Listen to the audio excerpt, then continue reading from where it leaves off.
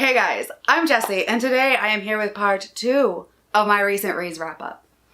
Like I said in part 1, I didn't have a lot of time to film, but I had time to read, so I did read quite a few books. I just never talked about them, so today we're talking about them. If you didn't see part 1, go check that out, I'll link it. It talks about books in no particular order that I have been reading recently. These are all from May and June because your girl can't keep up. It's been a busy summer. Today, we're diving right in, and we are gonna start off with one of my 3 DNFs. I talked about one in the last video, and your other 2 DNFs are going to be here in this video. The first one, sadly, was We Hunt the Flame by Hafsa Faizal. I had such high hopes for this book. I really thought I was gonna love it, and I was so bored. I've had people tell me that it does pick up, but I am 125 pages in and was like, could not force myself to read this. Like, I was bored. It wasn't poorly written or anything like that. It was really well written, and I really wanted to like our main character. I was just not interested at all. And like I said, we're following, again, YA, 2 main characters, our main man and our main girl, and you know they're going to be a love interest. And it just felt very formulaic in a way. Like, she's this badass huntress and like women aren't supposed to be, and like she's secretive about it, and she goes off into the forest, and like she goes, and at the end where I got to, like, she's supposed to go off on this quest, and the guy is like supposed to be on a quest to kill her. So like it sounds like it'd be good, but it just it didn't hit, and I was at the point where I'm like, if I'm not into it by 100 pages, bye. Like, I have so many books to read that I just wasn't interested, so I was bored and didn't finish it. Next up, we have a book that I should have DNF'd but didn't, and that is the Atlas 6 by Olive Blake. Is it Olive or Olivia? Olive, I think. Yeah, I had high hopes for this one too. Dark academia and adult, and just no. It was not what I was expecting, I guess. So it's supposed to be an adult dark academia, and we are following adult characters, but they all feel like teenagers. Every single one of them. Like, some of them I think are in their 30s. Like, they don't explain age very well, which kind of annoyed me. Because, like, I was trying to get a feel for the people's ages, and I know that our youngest 2 are, like, 18 because they're recent high school grads? They might be recent college grads. They might be even older. I don't know. But they felt, I think they're recent college grads. They all felt like they could have been like 16. Just the level of pettiness and bickering and will they, won't they, and just like the relationship dramas and like the interpersonal drama between everybody. Like, it made no sense for full-grown fucking adults. And I get why people like this, but I am not one of those people. It's interesting in theory. We have a bunch of these hand-picked magic users coming to the Library of Alexandria and like learning, you know, and being inducted into this secret society. Sounds like shit I'd love. I did not. The magic made no sense. Like, just when you think you have a handle on it, it's like things changed, and you're like, but that's not how it was described earlier, or that seems like it would be outside of the realm of possibility based on the magic system that you created. So whatever, that kind of bugged me. And the ending I did kind of like I didn't hate how it ended. Like, it was kind of this like twist ending, and I was like, oh, that's interesting. Like, the twist ending I liked. So I did give this book like 3 stars, maybe 2. I don't know. I don't care enough to like go out and purchase a book 2 when it comes out. I would probably like read it on Kindle Unlimited or like a really cheap ebook deal or something along those lines, but not like, oh my god, I need book 2. Like, part of me really thinks I should have DNF'd it because like I was forcing myself through this book. And I just did not love it. And I'm honestly debating getting rid of my Fairy Loot Adult Edition because, like, I'm never going to reread it because I didn't like it. I don't know where it is right now. It's somewhere on the shelf, or else I'd hold it up for you. But yeah, I think I'm going to off that one and just call it a loss. And then we have my final DNF, and that was Fate of the Fallen. And, this again was boring and tropey, and I just couldn't get into it. And it felt like it had a really interesting twist right at the beginning on like the chosen one. So it's like literally at the beginning, it is the chosen one and his friend have to head out on a quest. And then within the first like 50 pages, it upends that in a pretty hysterical way, right? And I thought that would be really interesting, but I was just so bored. I just couldn't get into it. And some of the things made no real sense. Like, our one main character was literally talking to a voice in his head, but he would physically speak, even though the voice could like hear his thoughts. So like he didn't have to physically speak, but like it made, for some funny interactions, but like really it was just stupid. Yeah, I just couldn't get into it. And so this is another bye-bye DNF. All right. So now we're kind of done with the books, and we're going to move on to ones that I really, really enjoyed. And one was A Magic Steeped in Poison. I finished this. It was a Netgalley ARC. The rest of these are actually Netgalley ARCs that I read. And it was so good. It was so much fun. I think I gave this like 4 stars. It is an Asian-inspired fantasy, and tea is the magic. So that is cool. I'd never seen that before, and I absolutely loved just how much tea was in this book. So basically our main girl is in this like competition. I love a competition setting. And she is like competing with other... They're not called tea mages. What are they called? We're going to call them tea mages for the purposes of this video because I can't rack my brain and think of what they actually call them. But she's competing to basically be the royal tea mage.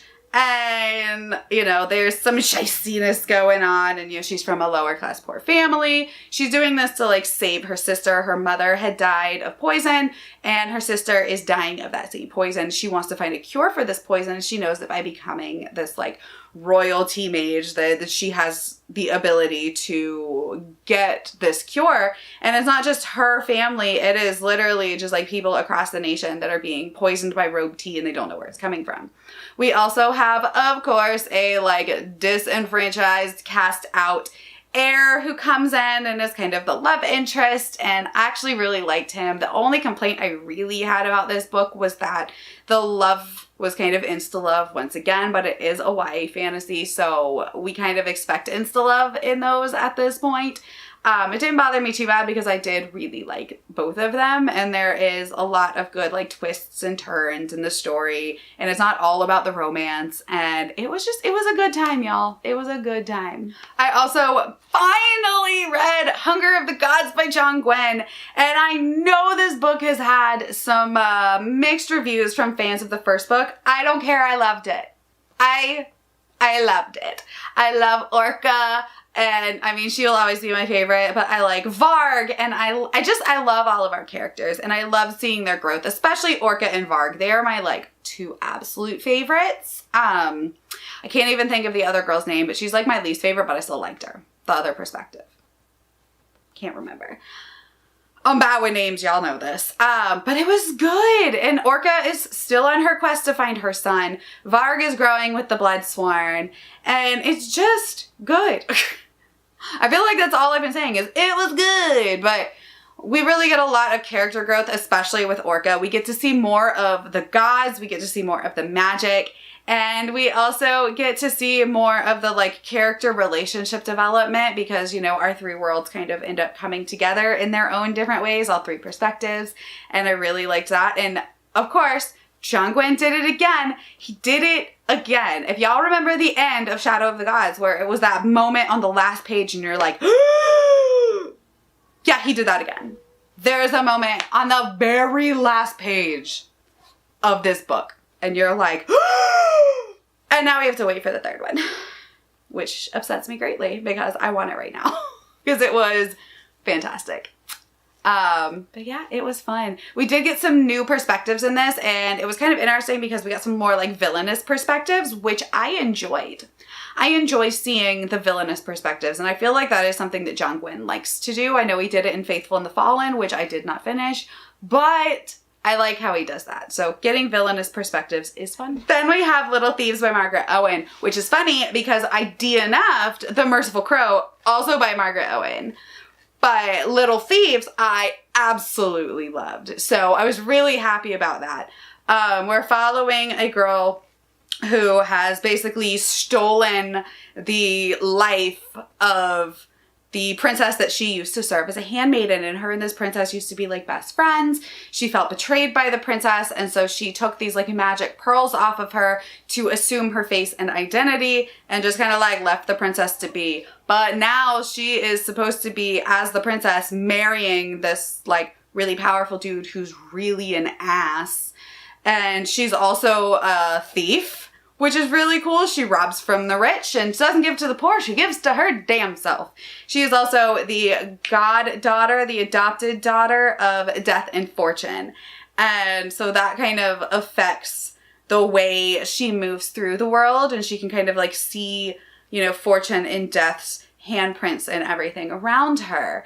Well, we also have this police officer basically who comes in and is investigating all of these like break-ins and robberies, and he basically finds out it's her, and chaos ensues. It is so good. There are magic and magical beings and friendship and romance and all the things that I love. This was so well done, and I'm excited to see if there's another one. I think there will be a second book. Because of the way this one ended, it was a satisfying enough ending that it could be a standalone, but I know that there's probably more to this story. All right, and this is the final book that I've read in the past few months. So, oh my goodness, we are finally to the end, and this is my favorite book that I read within the entirety of all of these books in part 1 and 2, and that is Babble by R.F. Kuang. I actually am planning to do a full standalone review of this book because it was just perfection. It is a standalone, and it is a historical fantasy. Heavy on the historical, a little light on the fantasy. This is not high fantasy, epic magic. This is definitely historical, dark academia with like a little bit of magic in it. So don't go in expecting like the Poppy War, more like high magic. It's not. It is definitely more historical fiction. It is set in Oxford in the, I believe, 1800s. Don't discount me if I got the time wrong. But it's like Oxford in the 1800s.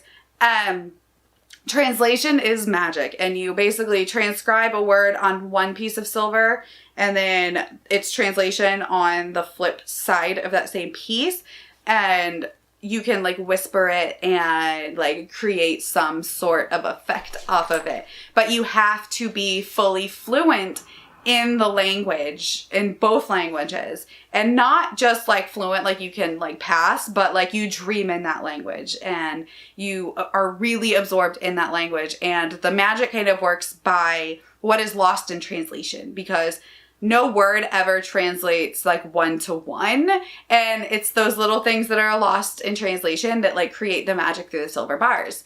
Well, we are following quite a group. We have our main character, Robin, and he is a half Chinese, half British boy who is brought over from China by his warden, who is an ass.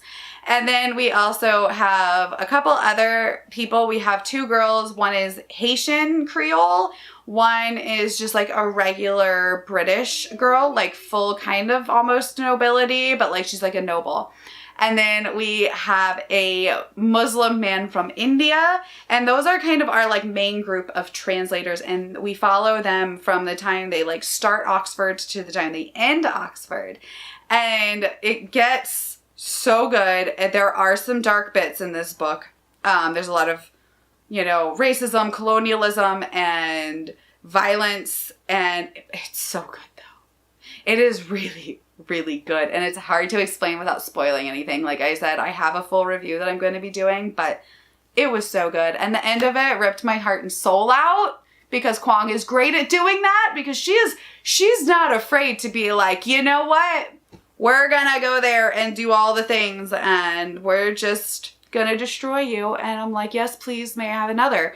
So it was so good. I loved the ending. I thought it was perfectly bittersweet, and this was my 5-star like favorite book I've read so far. All right, well that finally wraps up all of the books that I've read in the past few months. Let me know after watching part 1 and this part what you thought about all of the books that I read. Do you agree? Do you disagree on some of my opinions, especially some of my spicy hot takes on my DNFs? So I know people usually have opinions on those. And do you plan on reading Babble? Because if not, you should. All right, well, my name is Jessie. Thank you for hanging out with me, and I will see you next time. Bye.